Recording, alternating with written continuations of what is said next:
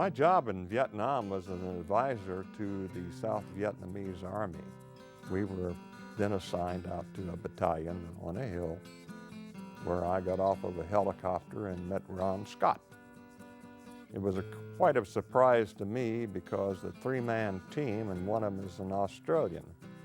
He would compare his service with our service and ask me questions about ours and this, that, and the other. And finally he said, "Do you know," he says, "if I am killed," he says, "they will bury me in some foreign country." And he says, "I am an Australian." And he says, "if anything would happen to me," he said, "I would prefer to be buried in Australian soil." We went into a village, a search and destroy operation. We heard fire, an automatic weapon fire, and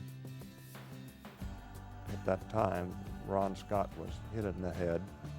And we called in a medical helicopter to evacuate Ron Scott, and he died on the way to the Chulai Hospital.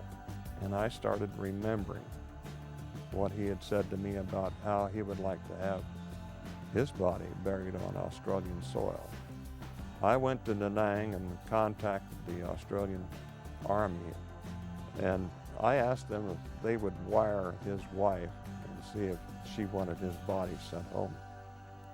Of course, she replied that she would certainly appreciate that.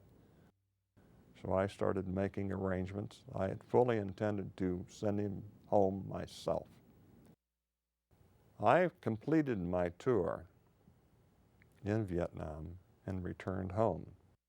In 1984, in April, I received this call from the Pentagon, from the Army Sergeant Major, wanting to know that if I would give my address and telephone number to the Australian authorities, they wanted to get in contact with me. I said, yes, of course. Late at night, I received this call from Brigadier General Ross Buchan. He asked if I would be able to come over for this book launching. And at that time, I found out that when I had taken Ron Scott's body home, that it created quite a furor.